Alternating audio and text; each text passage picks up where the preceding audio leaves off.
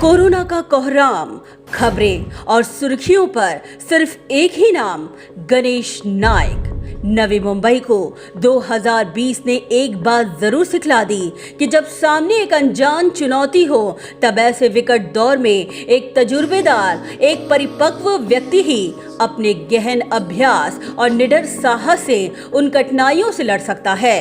वो दौर था मार्च और सामने था कोरोना का कोहराम।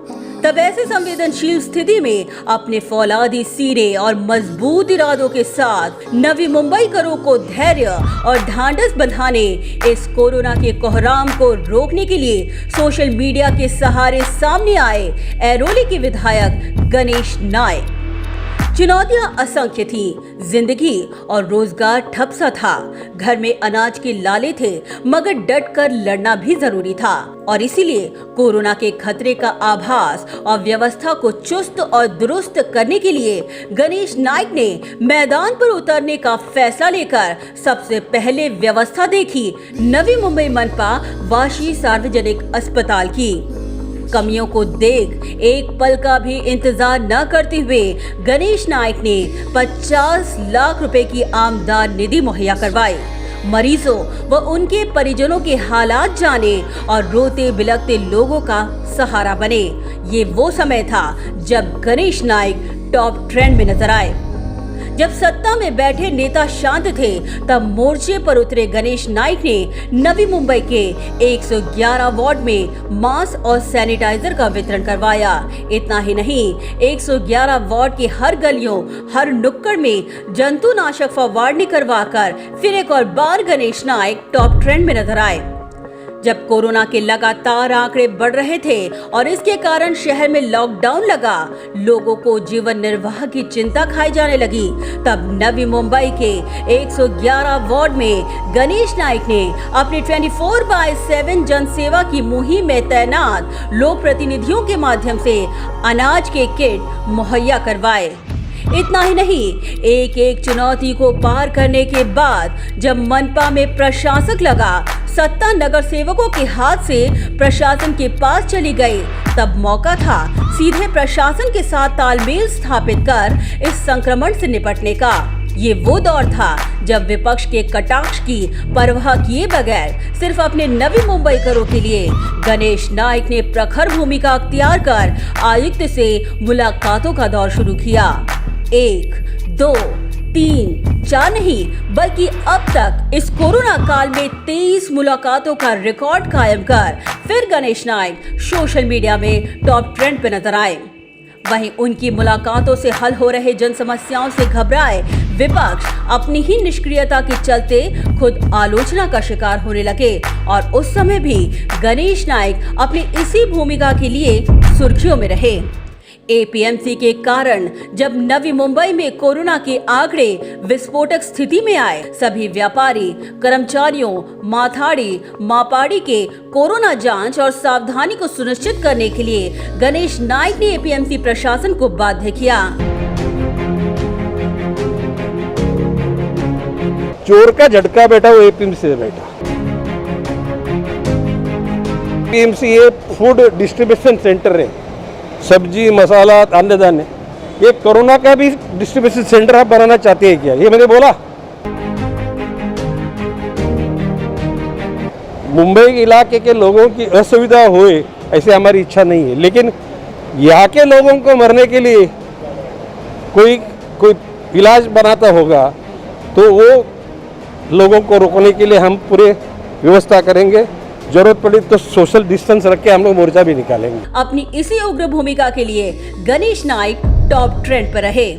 कोविड केयर सेंटर की संख्या बढ़ाने के लिए उन्होंने अथक प्रयत्न किए और गणेश नाइक की ये प्रयत्न आखिरकार जमीन पर उतरे, जिसके चलते फिर एक और बार गणेश नाइक टॉप ट्रेंड पर नजर आए। अस्पतालों और कोविड केयर सेंटर में ऑक्सीजन बेड और वेंटिलेटर की सुविधा बढ़ाने के साथ ही साथ गरीब नागरिकों के लिए महात्मा ज्योतिबा फुले योजना को नवी मुंबई के तमाम अस्पतालों में लागू करवाना, नवी मुंबई करों के लिए रेमडेसिविर इंजेक्शन मुफ्त मुहैया करवाकर इसकी कालाबाजारी को रोकना, कोरोना जांच को और आसान बनाने के लिए नवी मुंबई महानगर पालिका के खुद के RT-PCR टेस्ट लैब की स्थापना करवाने पर भी गणेश नाइक ने जोर दिया और इसी के चलते एंटीजन टेस्ट की संख्याओं में भी इजाफा करने का महत्वपूर्ण काम कर दिखाने के साथ गणेश नाइक अपने इस भूमिका के लिए टॉप ट्रेंड पर नजर आए।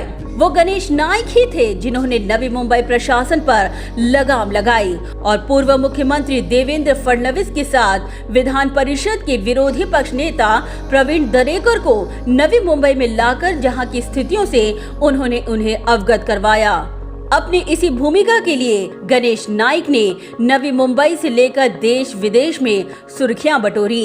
इतना ही नहीं, प्रतिनियुक्ति पे आए मनपा अधिकारियों द्वारा कोविड केयर सेंटर में धांधली के मुद्दे को लेकर प्रतिनियुक्ति पर आए मनपा अधिकारियों के खिलाफ कार्रवाई की मांग को लेकर उन्होंने लगातार नवी मुंबई महानगर पालिका प्रशासन को घेरा, जहां एक तरफ कोरोना से लड़ना और दूसरी तरफ जिन कोरोना योद्धाओं के कंधों पर इस महामारी के बीच मोर्चे पर तैनात रहने की जिम्मेदारी थी, उनके जीवन को भी सुरक्षित रखने की दिशा में गणेश नाइक ने सुरक्षा कवच को लागू करवाकर सभी मनपा कर्मचारियों और अधिकारियों के बीच सुर्खियां बटोरकर फिर टॉप ट्रेंड पर नजर आए।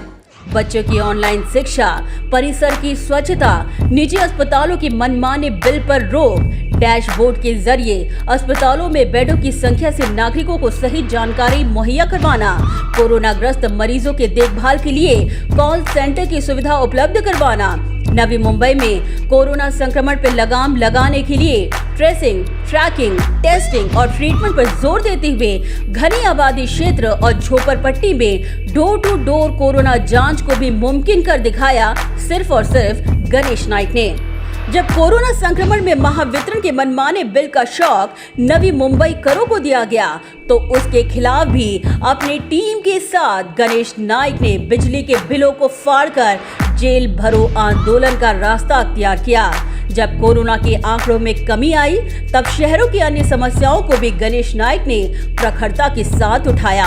न केवल रास्तों की जर्जर अवस्था को लेकर MMRDA को निशाने पर लिया, बल्कि बढ़ते प्रदूषण को लेकर MPCB के अधिकारियों के खिलाफ भी अपनी उग्र भूमिका अख्तियार करते हुए केंद्रीय पर्यावरण मंत्री प्रकाश जावड़ेकर के समक्ष ये मुद्दा बड़ी ही प्रमुखता से उठाया।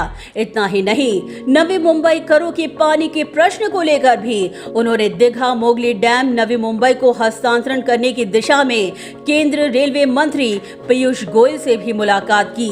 इतना ही नहीं, सिडको के व्यवस्थापकीय संचालक संजय मुखर्जी से मुलाकात के साथ MIDC के अधिकारियों से भी मुलाकात कर MIDC के भूखंड हस्तांतरण का मुद्दा भी गणेश नाइक ने बेहद प्राथमिकता से उठाकर फिर सुर्खियां बटोरी।